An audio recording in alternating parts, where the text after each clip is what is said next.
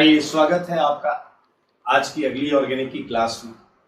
Last class में हमने बड़ी इंटरेस्टिंग चीजें पढ़ी थी, याद है आपको? क्या क्या पढ़ा था बताइए?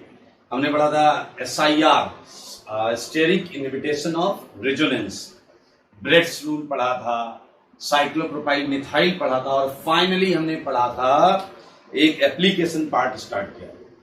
क्या था वो एप्लीकेशन पार्ट बताइए? स्टेबिलिटी ऑफ कार्बोकेटायन या कार्बेनायन या रेडिकल, पूरे जितने इंटरमीडिएट्स हैं, 3 इंटरमीडिएट्स, उनके बारे में हमने पढ़ा था। ठीक है, so now we are going ahead, हम उसी को लेकर आगे बढ़ेंगे। ठीक है, और मैंने शायद 7, 8, 9 एग्जाम्पल्स दिए थे। कुछ एग्जाम्पल्स मैंने थोड़े बहुत दिए थे और बाकी जो हैं वो हम आज कर लेंगे, उसके आगे आज कर लेंगे। चलो उन्हें डिस्कस कर लेते हैं एक बार। जो एग्जाम्पल्स थे आपके, वो एग्जाम्पल्स में हमने कुछ कर भी लिए थे सर। 1, 2, 3 ये कर लिए थे। सही बोल रहे हैं ना? अरे 1, 2, 3 हो गए थे भाई। 1, 2, 3 का ऑर्डर हमने लगा लिया था। ठीक है, 1, 3 का लगाया था, 2 पर बात करें। तो पहले हम थोड़ा सा होमवर्क डिस्कशन करेंगे, जैसा हम हमेशा करते हैं, होमवर्क डिस्कशन। और ये स्टडी ऑफ इंटरमीडिएट का क्वेश्चन नंबर 2 है। ये रेडिकल है, तो रेडिकल में आंसर आएगा 4, 3, 2, 1। ये स्टेबिलिटी ऑफ इंटरमीडिएट का है। स्टेबिलिटी ऑफ इंटरमीडिएट का ये सेगमेंट है, उसका ये मैं सेकेंड वाला क्वेश्चन। एंड रीजन क्या है? रीजन वही है, रेजोनेंस किसी में भी नहीं है। सेकेंड क्वेश्चन को देखें, methyl radical, ethyl radical, isopropyl radical और टर्सरी ब्यूटाइल रेडिकल, किसी में भी रेजोनेंस नहीं है। तो सीधा हाइपर कंजुगेशन और इंडक्टिव दोनों सपोर्ट कर रहे हैं 4, 3, 2, 1 को। इंडक्टिव डोमिनेंट होता है इसमें, तो आप लिख तो दोनों सकते हैं, बट इंडक्टिव डोमिनेंट। थर्ड हो गया था दोस्तों, फोर्थ है CH3 plus, CD3 plus, CT3 plus. अच्छा बताओ, क्या कोई रेजोनेंस कर रहा है? क्या कर रहा है? क्या कोई इसमें रेजोनेंस नहीं हो रहा है, हाइपर कंजुगेशन भी नहीं हो रहा है। इसका आंसर साफ साफ दिख रहा है आपको, 3, 2, 1। और ऐसा क्यों है? प्लस आई इफेक्ट की वजह से। T का D से ज्यादा होता है, प्लस आई सीरीज याद है? प्लस आई सीरीज में आप देंगे TDH बोलते थे आप आखिर में, TDH। इसमें पांचवा क्या हो गया? SC का रेडिकल। एंड मेरे भाई सेम बोलने में मुझे कोई सेम नहीं है, क्योंकि ये भी प्लस आई इफेक्ट की वजह से। और 6 में मैं सेम नहीं बोलूंगा मैं सेम, क्योंकि मेरे भाई माइनस के लिए प्लस आई नुकसान करेगा। तो 1, 2, 3, क्योंकि माइनस आई के लिए माइनस चार्ज के लिए माइनस आई इफेक्ट काम करता था, वजह प्लस आई इफेक्ट। बहुत आसान, ये तो क्वेश्चन बहुत आसान है, इसमें तो भी बहुत कुछ खास है भी नहीं। Let's start it. अगला क्वेश्चन भी है क्या कोई? हाँ है, 7th क्वेश्चन। एक बार 7th क्वेश्चन देख लो। सेम 7th और 8th का सेम आएगा, और वो आएगा इंडक्टिव की वजह से 4, 3, 2, 1। डी जितने ज्यादा होंगे प्लस आई इफेक्ट उतना ज्यादा होगा। डी देखें, H को रिप्लेस करके D लगा रहे हैं, तो जितने ज्यादा H हटाकर तुम D लगाओगे उतना ज्यादा प्लस आई इफेक्ट बढ़ेगा। और एनायन के केस में क्या हो जाएगा? रिवर्ट। 1, 2, 3, 4 रिवर्ट होगा, एंड वजह फिर से वही होगी, प्लस आई इफेक्ट। ठीक है, तो मेरे भाई ये वो क्वेश्चंस हैं जो हमने किए हुए हैं होमवर्क। ठीक है, अभी मैं क्या कर रहा हूं, इसे हटा रहा हूं, और हम इंटरमीडिएट पे और भी बहुत सारे क्वेश्चन करने वाले हैं। तो मैं ये हटा रहा हूं और कुछ और क्वेश्चंस लिखेंगे। उन क्वेश्चंस में कुछ क्वेश्चन हम आज भी डिस्कस करेंगे और बाकी क्वेश्चन हमारे होमवर्क होंगे। मैं हटा रहा हूं, देख लेंगे।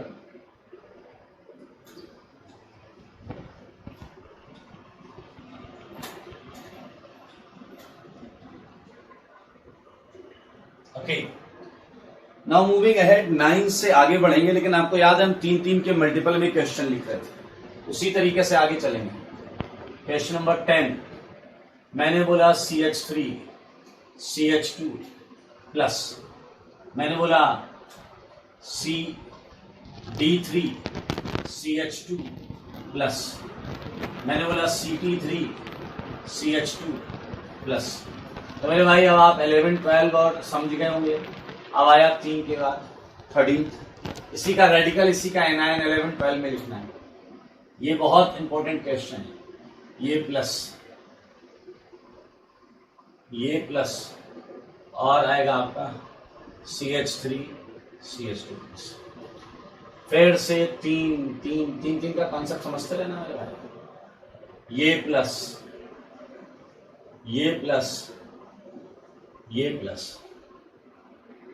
गैप रखना, आप ऐसे मत लिख लेना, गैप रखना। 10 के बाद 11, 12, 13 बाद 14, 15, 16 बाद 17, 18, इसमें क्या लिखेंगे? प्लस के अगले वाले में रेडिकल, उसके अगले वाले में एनायन। ये प्लस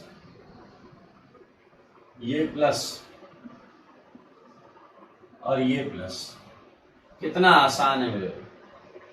फिर 3 का गैप, मेरे भाई और प्रश्न करेंगे, रुकेंगे नहीं, खूब सारे प्रश्न करेंगे। 22 के बाद 25, देखते रहो, कॉन्सेप्ट एक ही जैसा लगेगा। 25, हम आ गए हैं 28 पर। 3 की रिंग पर प्लस, 4 की रिंग पर प्लस। हमने बेयर्स एंगल स्ट्रेन थ्योरी पढ़ी है, बेयर्स स्ट्रेन एंगल थ्योरी पढ़ी है। 6 की रिंग पर प्लस। तो 28 के बाद क्या आएगा? 29, 30, ठीक है। तो 30 तक हमने इस टाइप के केसेस यहां पर ले लिए। एक और ले लो यार, 31, ये है आपका CF3 प्लस और ये है आपका CCl3 प्लस। तो हमें इसका रेडिकल भी कंपेयर करना है और इसका एनायन भी कंपेयर करना है। तो 31, 32 तक हो गया आई। अब इसके आगे हम और करते हैं, 33 की बात करते हैं। 33, जैसे ये देखिए, यहां ये प्लस लगा हुआ है, ठीक है, सारे लोग देखिए, ये प्लस है। 34 में इसी का एनायन बनाना है। इसी का मैं एनायन लिख दूं तो आप समझ जाएंगे सेम चीज है, बस एनायन बनाना है। ये देखिए, ये एनायन बनाना है, ठीक है। ऐसे बहुत सारे कंपाउंड लिखे जा सकते हैं। साम हो सकती है, साम, लिखते लिखते साम हो सकती है। ये देखिए, ये प्लस और ये देखिए, ये प्लस कहां पहुंच गया। एंड सिमिलरली 36 में मैंने लिख दिया रेडिकल, यानी किसी का रेडिकल बनाओ, और 37 में मैंने लिख दिया एनायन, तो इसका एनायन बना लेना। 38, मेरे भाई बहुत सिंपल और बहुत इजी सेगमेंट है। जैसे मान लीजिए 38 में मैंने क्या किया, मैंने यहां ऑक्सीजन दिया, यहां सल्फर दिया, एक बार प्लस मैंने यहां लगाया। कंपाउंड सेम है, बस प्लस को टहला रहा हूं। ये देखिए, एक बार प्लस यहां लगाया और एक बार मेरे भाई प्लस यहां लगाया। तो आप बस इतना कर देना कि आप 39 का ही एनायन कर देना। एनायन, इसके एनायन का ऑर्डर क्या होगा, स्टेबिलिटी ऑर्डर, वो कर देना। आइए, इसी कैटेगरी में हम और भी कर सकते हैं। ये प्लस और देखिए, एक सल्फर से एक्सचेंज कर दो, और देखो दोनों सल्फर लगा दो। 41, मेरे भाई इसका एनायन ये भी आपको करना, इसका एनायन ये भी आपको करना। आइए, कुछ क्वेश्चंस हम जरूर डिस्कस करेंगे, ठीक है। लाइक मूविंग अहेड विद, ये तो बहुत आसान है। एक क्वेश्चन हम डिस्कस करते हैं 13, ये जो है बहुत इंपॉर्टेंट क्वेश्चन है 13, ठीक है। 13 में देखिए, आपको समझना पड़ेगा कॉन्सेप्ट को, लॉजिक को। आपने लिख लिया cation stability directly proportional two electron donating group, मैंने ही लिखाया, मतलब इलेक्ट्रॉन डोनेटिंग ग्रुप। फिर आपने लगाया प्लस R, फिर आपने लगाया प्लस H, फिर आपने लगाया प्लस I। जो भी नियम कानून कायदे हैं, जो भी बने हुए हैं नियम कानून कायदे जो आप लगा रहे हैं, वो तभी लग सकते हैं, वो तभी लग सकते हैं जब प्लस चार्ज रखने वाला एटम, जब प्लस चार्ज रखने वाला एटम सेम नेचर रखता हो।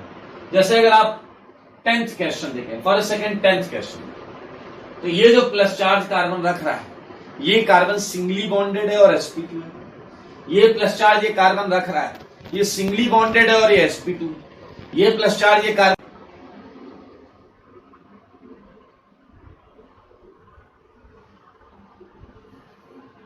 आइए इस क्वेश्चन में जैसा हमने देखा plus charge singly bonded carbon पर है और sp2 है, तो सेम नेचर है, सेम जगह पर चार्ज है, इसलिए यहां अब हम रेजोनेंस, हाइपर कंजुगेशन, इंडक्टिव जो इफेक्ट हमने पढ़े हैं वो हम यहां लगाएंगे। लेकिन जैसा कि क्वेश्चन नंबर 13 में आप देखें, क्वेश्चन नंबर 13 में जिस कार्बन पर प्लस वो sp हाइब्रिडाइज्ड है, यहां जिस पर है वो sp2 हाइब्रिडाइज्ड है, ये ट्रिपली बॉन्डेड है, ये डबली बॉन्डेड है, ये सिंगली बॉन्डेड है, तो यहां पर आपको कोई इफेक्ट नहीं लगाना होता क्योंकि यहां एक्चुअली जिस पर चार्ज है वही चीज अलग है। तो यहां पर हम बहुत क्रिस्टल क्लियर तरीके से साफ साफ देख सकते हैं कि आंसर क्या आ रहा है। देखिए यहां पर sp ऑर्बिटल, ये जो प्लस मतलब वैकेंट ऑर्बिटल है वो sp ऑर्बिटल वैकेंट है, यहां पर जो प्लस है वो sp2 ऑर्बिटल वैकेंट है, यहां भी ऑर्बिटल वैकेंट है लेकिन वो p ऑर्बिटल वैकेंट है, p ऑर्बिटल। तो मेरे भाई आप देख सकते हैं कि एक सिंपल फंडा होता है कि इलेक्ट्रॉन पहले लो एनर्जी ऑर्बिटल में जाते हैं, और लो एनर्जी ऑर्बिटल कौन से होते हैं? Hybrid orbitals.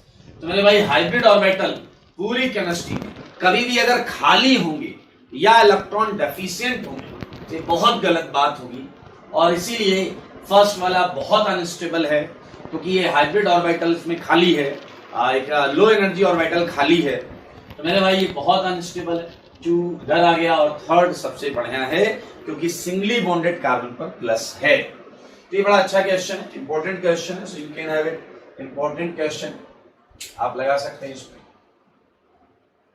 ठीक है। अभी चलिए 22, 23, 24 करेंगे, 22, 23, 24। It's a very easy, look at, अभी आपको दिख क्या रहा है, सिंगली बॉन्डेड कार्बन पर प्लस, सिंगली बॉन्डेड कार्बन पर plus. Now you can apply concept जो हमने लिखे हैं, प्लस बताओ क्या इनमें किसी में रेजोनेंस है? बोलो है क्या? हाँ पहले में है, so answer is 1 greater than 2। मेरे भाई इन 23 they would be radical, for 23 they would be radical and same scene with would be with radical। क्या किसी में रेजोनेंस है? आंसर है यस, तो आंसर है 1 2। अच्छा एनायन ले लो, एनायन माइनस, क्या किसी में रेजोनेंस है? याद रखो 1 greater than 2। ये देखिए सबका आंसर 1 greater than 2 आया, 22, 23, 24 का। तो मैंने भाई ऐसी कोई मानसिकता डेवलप मत कर लेना कि केटायन रेडिकल का सेम होता है, एनायन का उल्टा होता है, ये कुछ भी हो सकता है। केटायन एनायन रेडिकल के ऑर्डर सेम भी हो सकते हैं, तीनों के अलग भी हो सकते हैं, तीनों के अलग भी हो सकते हैं, क्योंकि ये हमेशा इंपॉर्टेंट होता है, डिपेंड करता है कि वो कौन सा फैक्टर फाइनल है जो केटायन की स्टेबिलिटी डिसाइड कर रहा है, वो कौन सा फैक्टर है जो रेडिकल है, और वो कौन सा फैक्टर है जो एनायन की स्टेबिलिटी डिसाइड कर रहा है। ओके, तो बड़े इंटरेस्टिंग केसेस हैं, तो याद करिएगा। 13 के बाद इसके 2 और पार्ट होंगे, 14 एंड 15, सो रेडिकल और एनायन के लिए भी इस तरीके से करिएगा। चलिए आइए एक क्वेश्चन हम और करते हैं, ठीक है। हम जो क्वेश्चन करेंगे वो है क्वेश्चन नंबर 38 का, ठीक है। 38 क्वेश्चन करें, 38 क्वेश्चन में एक प्लस चार्ज है, ठीक है। ये अब अगर मैं पूछता हूं, सबसे पहले देखिए सिंगली बॉन्डेड कार्बन पर प्लस, सिंगली बॉन्डेड कार्बन पर प्लस, सिंगली बॉन्डेड, साफ साफ दिख जाता है, तो यहां पर हम इफेक्ट लगा सकते हैं। तो पहला क्या था? रेजोनेंस। तो बताओ कहां कहां रेजोनेंस हो रहा है? मेरे भाई यहां रेजोनेंस होगा ऑक्सीजन के लोन पेयर्स, यहां रेजोनेंस होगा सल्फर के लोन पेयर्स, और मेरे भाई यहां तो मजा आ गया दोस्त, आजू में ऑक्सीजन है और बाजू में सल्फर है प्लस चार्ज के। इससे ज्यादा बेहतरीन पोजीशन सिचुएशन क्या होगी? 3 सबसे अच्छा, 3 सबसे अच्छा, ठीक है, क्योंकि इधर से भी रेजोनेंस, इधर से भी रेजोनेंस, इलेक्ट्रॉन मिल रहे हैं, प्लस को इलेक्ट्रॉन मिलने ही चाहिए। नाउ थिंक अबाउट ऑक्सीजन और सल्फर में, जरा ध्यान से समझेंगे, कार्बन का जो प्लस चार्ज है वो 2p ऑर्बिटल में होता है, और ऑक्सीजन का लोन पेयर भी 2p ऑर्बिटल में होता है। कार्बन का प्लस चार्ज 2p ऑर्बिटल में होता है और सल्फर का लोन पेयर 3p ऑर्बिटल में होता है। तो आप खुद सोचो कौन सी ओवरलैपिंग अच्छी हुई होगी, 2p ओवरलैपिंग या 3p 2p ओवरलैपिंग? आप अगर ऑक्सीजन के इलेक्ट्रॉन्स का कन्फिगरेशन लिखेंगे तो 2p आएगा आखिरी में, यहाँ 3p आएगा। तो 2p ओवरलैपिंग जो होती है, सेम साइज और सेम एनर्जी ऑर्बिटल्स अच्छी तरीके से ओवरलैप करते हैं, इनऑर्गेनिक में पढ़ेंगे आप। So I think you just get it answer. 3 के बाद 1 एंड 2, 3 1 2।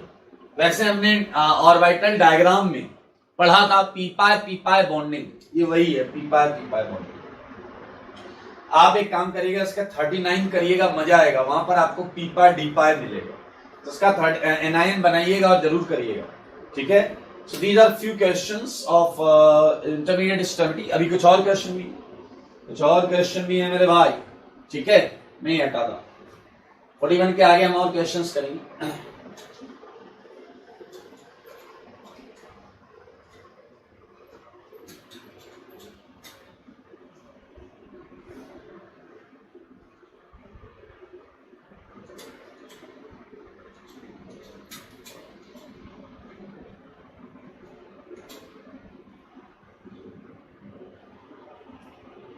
चलिए 41 के बाद कुछ और अच्छे क्वेश्चन हम ले सकते हैं। एक एक कैटेगरी होती है, सारे लोग देखेंगे। ये कैटेगरी ऐसी होती है कि मेरे भाई यहां रिंग पर प्लस तो समझ में आता है, लेकिन बेंजीन पर प्लस ये थोड़ा सा आपको ध्यान। हालांकि आज हम बिल्कुल ऐसा क्वेश्चन कर चुके हैं। 43, 44 में आप बिल्कुल इसका रेडिकल बनाइए, इधर इसका एनायन बनाइए, ठीक है। तो आपको इसमें एक सच्चाई समझनी पड़ेगी, क्योंकि इसमें आगे भी कैटेगरी में बहुत सारे क्वेश्चंस बनाए जा सकते हैं, जैसे ये प्लस, ये प्लस, ये प्लस। देखिए एक बार सच जानने की देर है, सच जान जाएंगे तो सब हो जाएगा, ठीक है। मान लीजिए मैंने यहां पर क्या किया, यहां NO2 लगाया, यहां NO2 लगाया और यहां NO2 लगाया, ठीक है। तो आप 45, 46 में इसी का एनायन भी करिएगा, बस प्लस की जगह माइनस लगाइएगा। 47 क्वेश्चन मैं दे रहा हूं आपको, सारे लोग देखिएगा। मैंने यहां माइनस लगाया, देखते रहिए, अभी तो कॉन्सेप्ट बहुत अच्छे कॉन्सेप्ट है। यहां आपने Cl लगाया, यहां माइनस, यहां Cl लगाया, यहां माइनस है, यहां Cl लगाया और एक सिंपल माइनस ले लीजिएगा, ठीक है। और आप चाहेंगे तो इसका कैटायन करिए, इसका कैटायन बना लीजिएगा। 49 इस टाइप के क्वेश्चंस बहुत बन सकते हैं और हम बिल्कुल इनका लॉजिक समझेंगे। आइए, ये प्लस चार्ज, ये OMe, या ऐसा करो OMe यहां लगा हुआ, ठीक है। ये प्लस चार्ज, ठीक है, यहां लगा हुआ है Cl।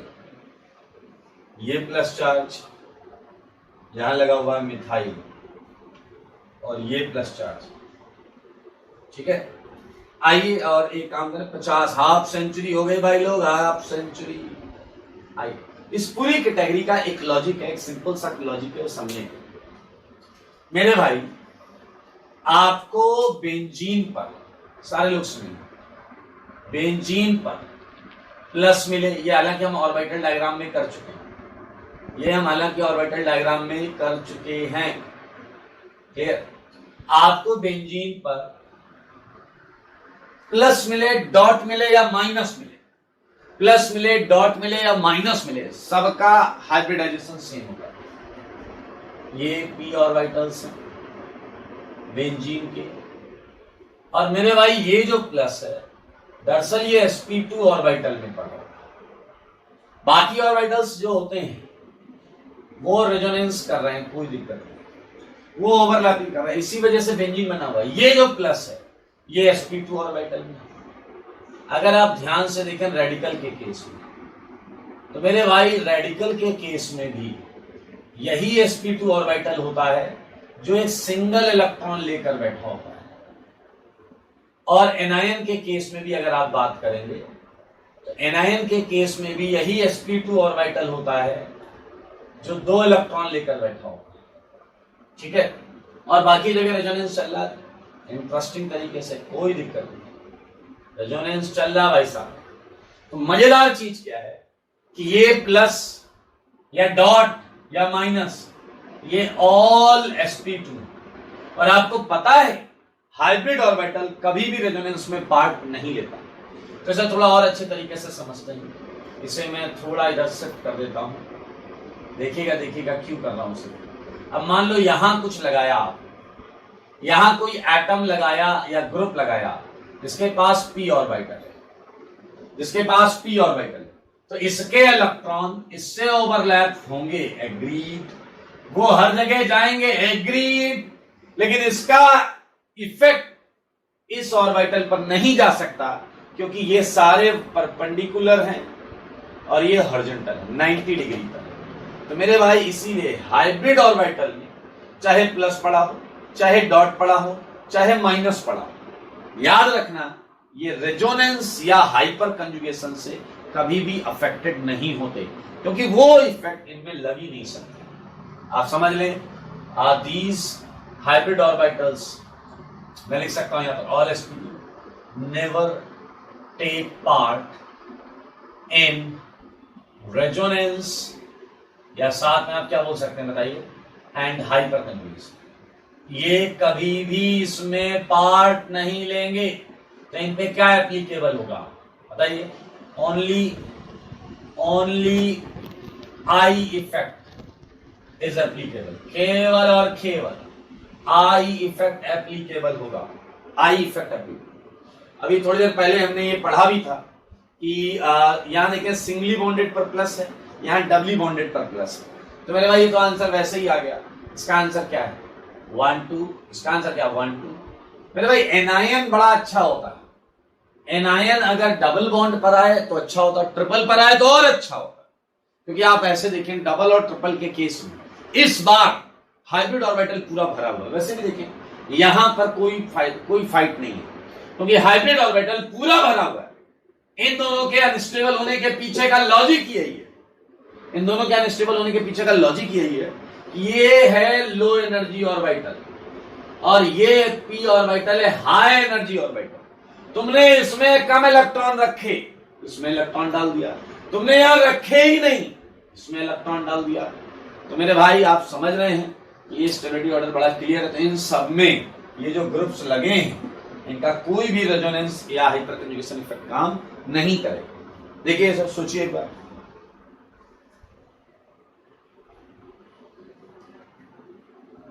जितने भी ग्रुप लगे इनका कोई भी इंडक्टिव इफेक्ट काम नहीं करने वाला, सॉरी मैंने इंडक्टिव बोला, कोई भी रेजोनेंस या हाइपर कंजुगेशन इफेक्ट काम नहीं करने वाला, इनका केवल और केवल इंडक्टिव इफेक्ट पहुंचेगा।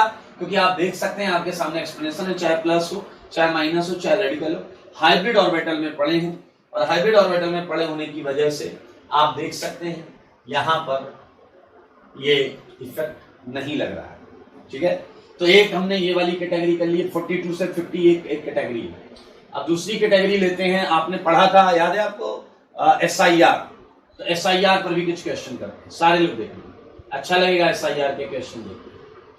देखो जैसे ये कैटायन मैंने आपको दिया, देखते रहना अच्छा लगेगा। ये कैटायन मैंने आपको दिया,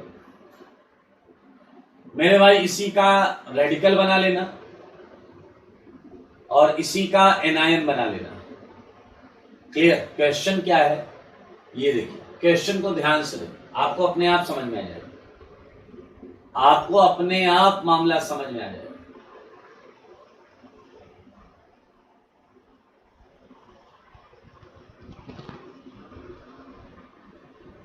देखो देखो क्वेश्चन और समझो उसमें किया क्या गया, समझने का करो प्रयास।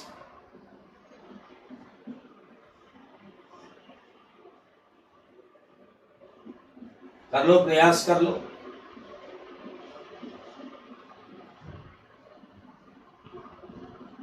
ओके, ये SIR के पर बेस्ड क्वेश्चन है, आपको साफ साफ दिख जाएंगे, टेंशन नहीं लेना है, बिल्कुल टेंशन नहीं लेना है।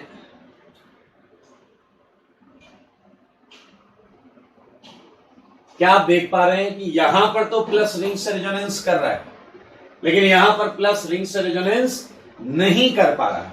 तो क्लियर कट इसका आंसर क्या आ जाएगा 1 > 2।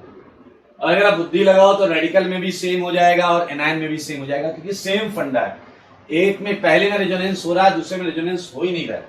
आइए, आपने एक और चीज पढ़ी थी ब्रेड्स रूल, तो उसके हिसाब से भी आपको कुछ क्वेश्चंस यहाँ बिल्कुल मिल सकते हैं, तो मैं ब्रेड्स रूल के हिसाब से भी दे रहा हूं। लाइक ये प्लस, ठीक है, ये इधर भी प्लस लगा लिया मैंने, और ये प्लस, ठीक है। 55 इसी का रेडिकल ले लीजिएगा, 56 इसी का एनायन ले लेना। आपको याद है लिनियरिटी वाला कॉन्सेप्ट था ब्रेड्स रूल में। तो मैं इधर के क्वेश्चन हटा देता हूं।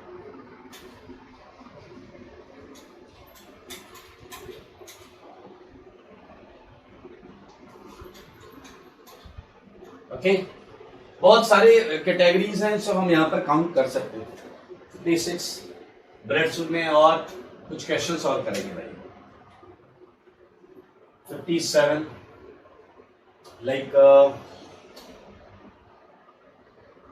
ये देखिए, ये माइनस चार्ज, ये डबल बॉन्ड दो, ये डबल बॉन्ड दो, ये डबल बॉन्ड दो, ये डबल बॉन्ड दो, ये माइनस चार्ज, ये डबल बॉन्ड दो, ये डबल बॉन्ड दो, ये माइनस चार्ज। ये आप कर लीजिएगा। सेम इधर भी कर सकते हैं, प्लस डबल बॉन्ड दो, प्लस ये सेम है, इधर लगा दो प्लस, ठीक है। और ये आया आपका प्लस, नीचे लगा। 59 इसी का एनायन बना लो। 58 का ही क्या करेंगे, एनायन बना लेंगे। ओके, कुछ क्वेश्चंस ये वाले भी कर सकते हैं।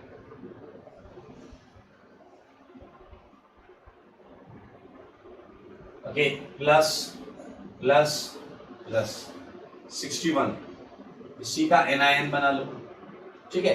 तो कहीं ना कहीं वो कैटेगरीज जो हमने पढ़ी हैं उन्हीं पर हम क्वेश्चंस फ्रेम कर रहे हैं और बना रहे हैं। कुछ क्वेश्चंस हम पहले कर चुके हैं, उन्हें यहां लिख देता हूं। ये हम सॉल्व भी कर चुके हैं, पूरा का पूरा सॉल्व कर चुके हैं।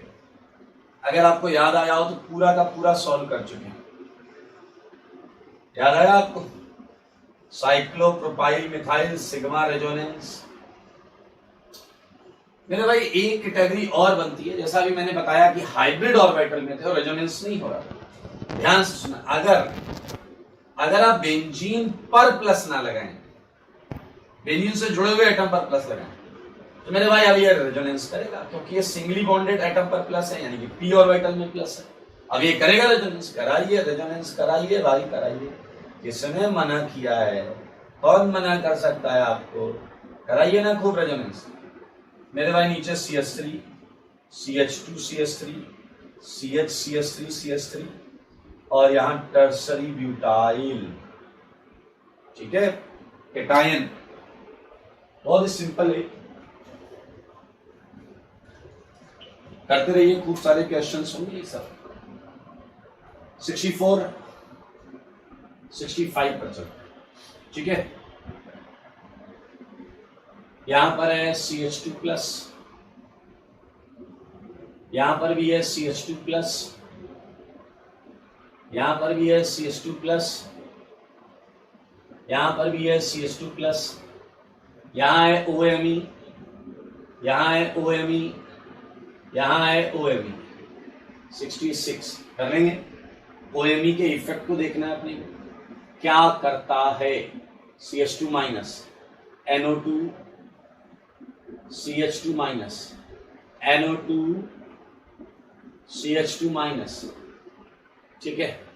67। बहुत सारे क्वेश्चन बनाए जा सकते हैं, इसलिए कॉन्सेप्ट समझना बहुत जरूरी है। लाइक ये देखो, ये प्लस, ये देखिए ये प्लस, 68, ठीक है।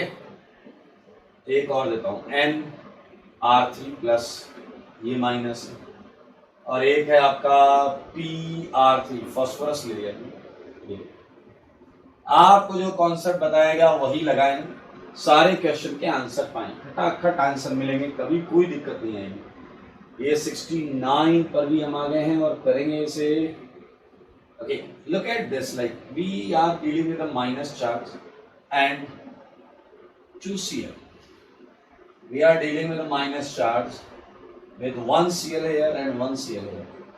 We are dealing with its minus charge, both Cl here.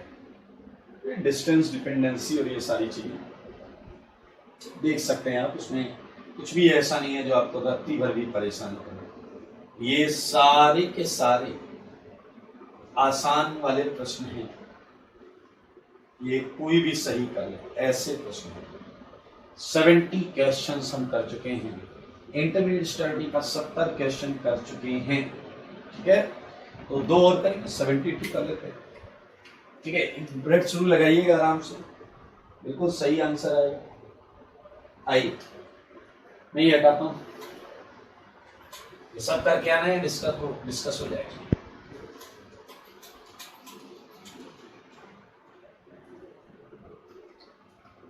Seventy one, ठीक है, आइए 71 करते हैं। बहुत सारे ऐसे कैटायंस भी हैं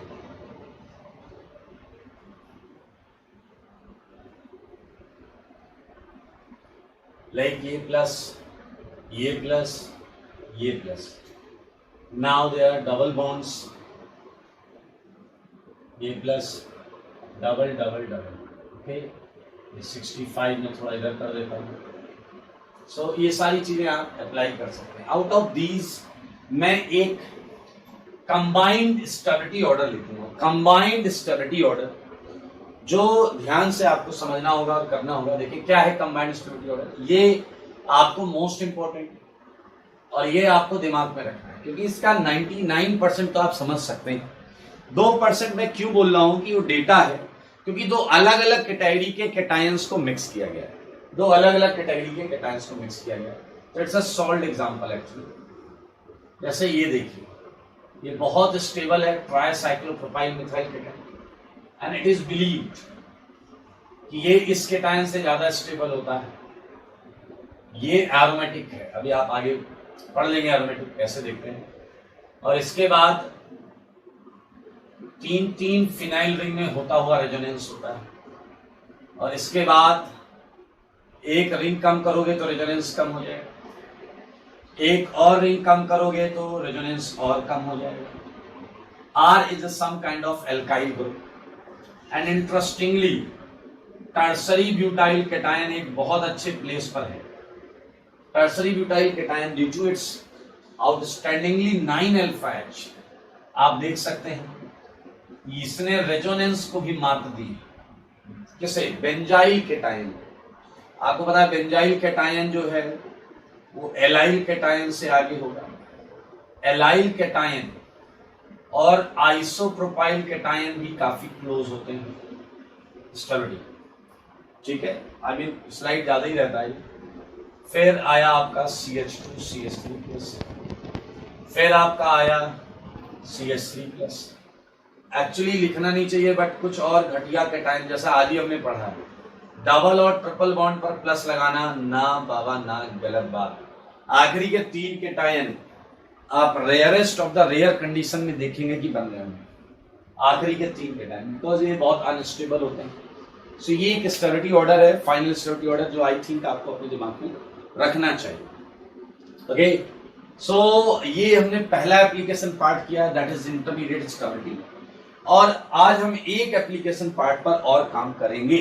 ठीक है, तो जल्दी से लिख लें।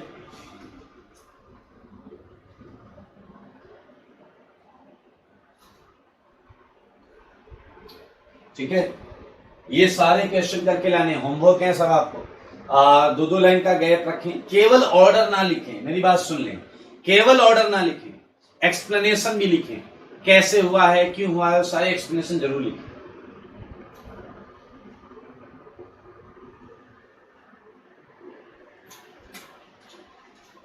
बता रहा हूं मैं सब, और एक बेहतरीन टॉपिक चालू करेंगे, नया टॉपिक होगा, बेहतरीन टॉपिक होगा, आप कब से इंतजार कर रहे हैं।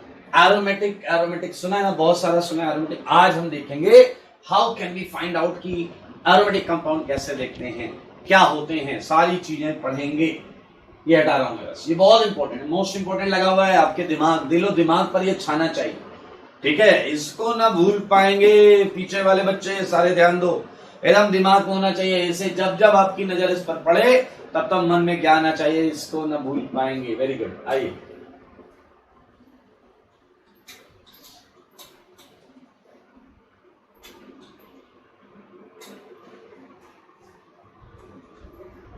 Okay, so now we are moving for next topic, that is aromaticity. Clear? हम ये देखेंगे how can we find out कि भैया दिया हुआ कंपाउंड एरोमेटिक है या नहीं. सो हम जो पढ़ने जा रहे हैं वो है एरोमेटिसिटी. क्लियर? या aromatic compound, to find out which compound is aromatic और नॉट. क्लियर? क्या आप में से कोई मुझे बताएगा एरोमेटिक कंपाउंड क्या होता है? बोलो, दिमाग लगाओ, सोचो कितना आता है. पता है जब ये क्वेश्चन पूछा जाता है बच्चे क्या बोलना चालू करते हैं? आप भी हैं उसमें, आप भी हैं उसमें. बच्चे बोलना चालू करते हैं वो कंपाउंड जिसमें 4n+2 पाई इलेक्ट्रॉन्स होते हैं. अरे प्रभु, कंडीशन नहीं पूछ रहा हूं, ये पूछ रहा हूं होते क्या है. मैंने पूछा एक फिलोसफिकल क्वेश्चन, मनुष्य क्या है? आपने कहा 2 हाथ 2 पैर 2 कान 1 नाक. अरे ये थोड़ा मतलब आप समझ रहे हो, feelings, feel the feelings. Aromatics मेरे भाई बहुत सारी डेफिनेशंस इसके लिए बनाई जा सकती हैं और होती भी. आई मैं उन्हें लेकर चलता हूं. द फर्स्ट वन, पता है why they are called aromatic compound? Why they are called, ये पता होगा, सबको पता होगा why they are called aromatic compound. Because they have a characteristic aroma. अब कई बच्चे होंगे सर ये क्या बातें चल रही है, अपने को तो समझ में नहीं आ रहा. मेरे भाई एरोमेटिक कंपाउंड जब एकदम शुरुआत में इनका जो भी कंपाउंड मिले, कुछ ऐसे कंपाउंड मिले थे जिनके अंदर कुछ खास कैरेक्टरिस्टिक्स थी और इन कंपाउंड्स में खुशबू थी. खुशबू, एरोमा, खुशबू को एरोमा बोलते हैं. तो मेरे भाई due to having that characteristic aroma हमने इस कंपाउंड को एरोमेटिक कंपाउंड बोल दिया, खुशबूदार कंपाउंड बोल दिया. ठीक है. अच्छा एक और चीज बताओ, आपने यूपी बिहार वाले भाई, अरे हर स्टेट में सड़क बनती है, यूपी बिहार में ज्यादा बनती है क्योंकि वहां ज्यादा टूटती भी है. ठीक है. तो यूपी बिहार और सारे स्टेट के लोगों को कभी आपने देखा जब सड़क बनती है तो उसमें एक ब्लैक कलर का मटेरियल यूज करते हैं? देखा है कभी? सोचा है कभी? हाँ, वो ब्लैक कलर का मटेरियल क्या होता है बताइए जरा, बताइए. कोई कहेगा चारकोल, कोई कहेगा तारकोल. यूपी वाला भैया बोल रहा डामर. हाँ या ना? अरे भाई साहब, केमिस्ट्री में से बोलते हैं कोल तार. केमिस्ट्री में क्या बोलते हैं? कोल तार. क्या बोलते हैं? कोल तार. आइए, तो मेरे भाई कोल तार आपने देखा सड़क के किनारे ऐसा ड्रम में रख देते, नीचे आग लगा देते, ऐसा करते हैं. तो मेरे भाई वो कोल तार जो होता है उसमें बहुत सारे हाइड्रोकार्बन का मिक्सचर होता है, हाइड्रोकार्बन ऑर्गेनिक कंपाउंड का मिक्सचर. और उसमें ये भी होते हैं आपके अपने एरोमेटिक कंपाउंड. एरोमेटिसिटी की हम जो बात करने जा रहे हैं उसमें एरोमेटिक कंपाउंड भी होते हैं. ऐसा करो, ऐसा ड्रम में रखने का, कोल तार नीचे आग लगाना, ऐसी वेपर्स निकलेंगे, वेपर्स. जिसका बॉइलिंग पॉइंट कम होगा उसकी वेपर पहले भाग के आएगी और टेम्परेचर बढ़ा हो जिसका ज्यादा होगा वो भी बाहर भाग के आएगी. तो मेरे भाई वो वेपर जिसमें एक एरोमा हो वो एरोमेटिक कंपाउंड हो सकता है. ठीक है. ऐसा ड्रम के नीचे आग लगाने को, ड्रम के नीचे आग लगा के ऐसा वेपर निकालने को हम बोलते हैं फ्रैक्शनल डिस्टिलेशन. क्या बोलते हैं? Fractional distillation. तो एक डेफिनेशन यहीं से चुराई है, ध्यान से देखें.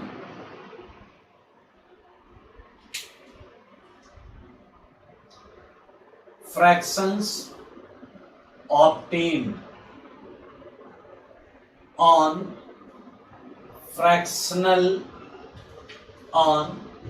fractional distillation of coal tar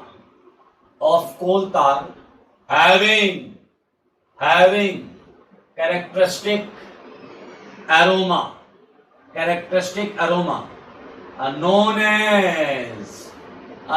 as aromatic compounds, are known as aromatic. इन्हें भैया एरोमेटिक कंपाउंड बोलते हैं. सुन लो सारे कान खोल के, सुन लो सारे कान खोल के. एक और डेफिनेशन है, लेकिन अच्छा इस डेफिनेशन में अब मान लो आपको पेपर में क्वेश्चन आ गया, 4 कंपाउंड बने हैं, पूछा गया बताइए कौन सा एरोमेटिक है, तो क्या करिएगा? पीछे वाला कह रहा बहुत आसान है, ऐसा पेपर उठाएंगे, ऐसा स्मेल कर लेंगे कंपाउंड को, अगर एरोमा आ रहा होगा तो एरोमेटिक होगा. दूसरा वाला उसका मित्र कह रहा ना रे अपन ऐसा रख के सर ने बोला ऐसे आग लगा देगी, पेपर खत्म हो जाएगा. अरे ऐसा नहीं करेंगे, ये थ्योरेटिकल डेफिनेशंस हैं, ये आप एग्जामिनेशन में थोड़े लगा सकते हैं. अगली डेफिनेशन भी लेबोरेटरी डेफिनेशन. जो आप एग्जाम में नहीं लगा पाएंगे लेकिन आनी चाहिए, क्योंकि वो डेफिनेशन ही हो सकता है पेपर में आ जाए। देखिए क्या है, ये कंपाउंड है, ऐसा है compounds having induced diamagnetic ring current. मुझे लग रहा है कि करंट की बात हो रही भाई साहब। रिंग करंट ध्यान से सुने, ये लेबोरेटरी डेफिनेशन है। अगर ऐसे कंपाउंड साइक्लिक कंपाउंड ही होंगे इसमें डायमैग्नेटिक रिंग करंट हो, और कैसी हो, induced diamagnetic ring current are known as क्या, aromatic compounds are known as aromatic compounds. तो मेरे भाई एरोमेटिक कंपाउंड की ये जो दो डेफिनेशंस हैं, हालांकि ये आप कहीं यूज नहीं कर सकते लेकिन ये आपको आनी चाहिए। एरोमेटिक कंपाउंड्स आप पढ़ रहे हैं, एरोमेटिक कंपाउंड्स, ठीक है। दो डेफिनेशन हो गई, लेकिन पिछला कह रहा क्या फायदा है जब अपने काम का नहीं है। पेपर में 4 कंपाउंड आ गए तो कैसे निकालेंगे कि कौन सा एरोमेटिक है। आइए आप एक और अब लेकर आए हैं वो चीज जो आप करेंगे। एक और डेफिनेशन मेरे भाई ये बोलता है ऑल साइक्लिक कंपाउंड्स, ध्यान से सुनना, विच आर हाईली स्टेबल, सुनो सारे सुनो, which are highly stable then its open chain analogous compound are known as aromatic compound, अब आप कहोगे सर इसमें समझ में नहीं आया क्या बोला आपने। अरे हमने ये बोला है कि ये साइक्लिक कंपाउंड है। देखिए जरा, ये साइक्लिक कंपाउंड और इसी से मिलता जुलता ओपन चेन कंपाउंड लाइए, मिलता जुलता ओपन चेन कंपाउंड। ये देखिए, अगर इसमें साइक्लिक वाला बहुत ज्यादा स्टेबल हो तो मेरे भाई साइक्लिक वाला एरोमेटिक होता है। देखिए ऐसे एक जनरल डेफिनेशन है ये भी।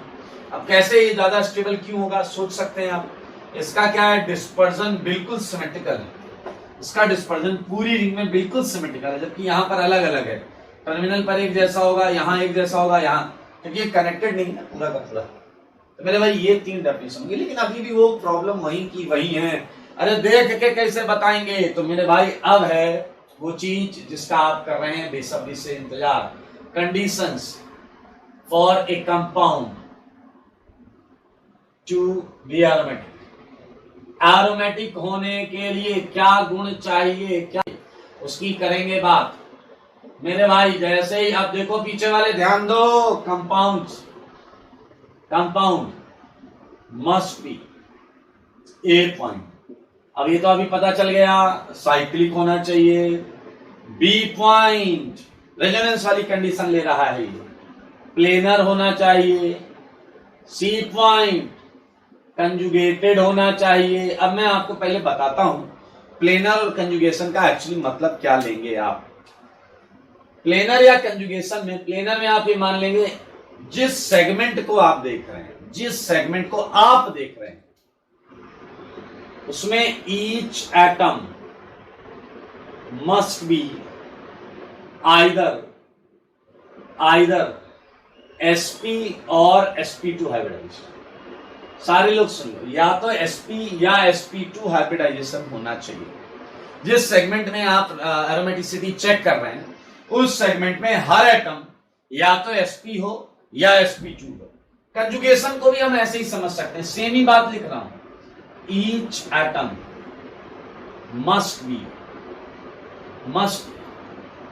each atom must have parallel p orbital on adjacent atom।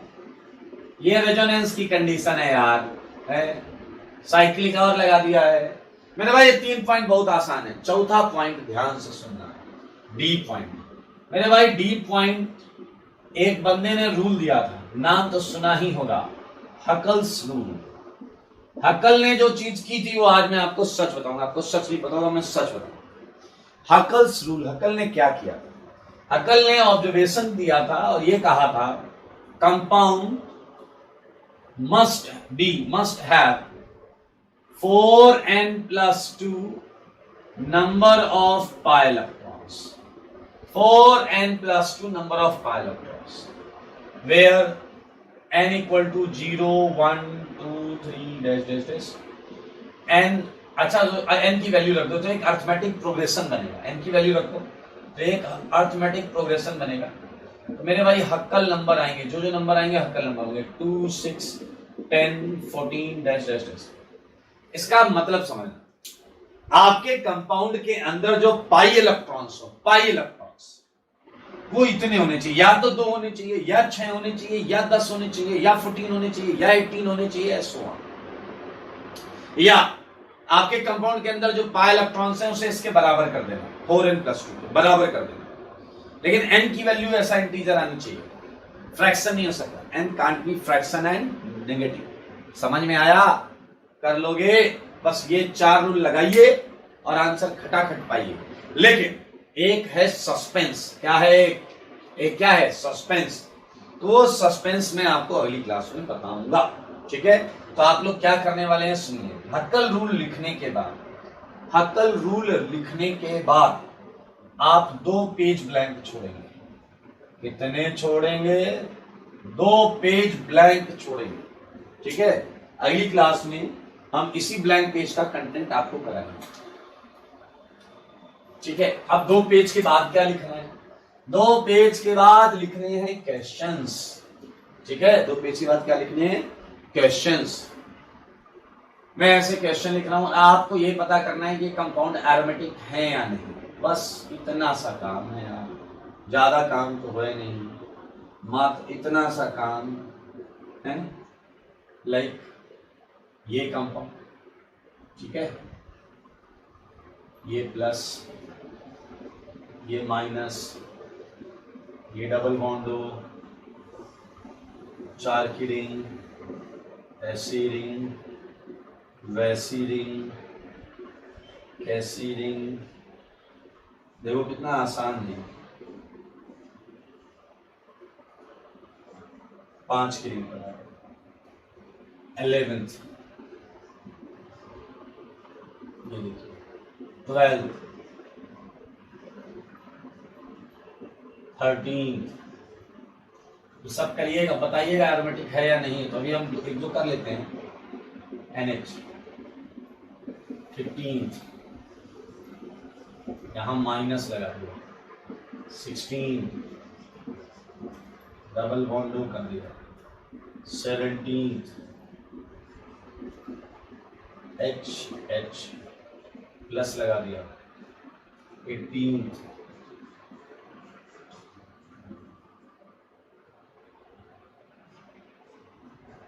NH, तो गड़बड़ है, इधर करो डबल, इधर करो, ये NH, ठीक है भाई? तो ये 3 क्वेश्चन। आइए इसमें से कुछ क्वेश्चन करते हैं, ठीक है? जैसे मेरे भाई ये रूल लगाना आपको एरोमेटिक चेक करना है।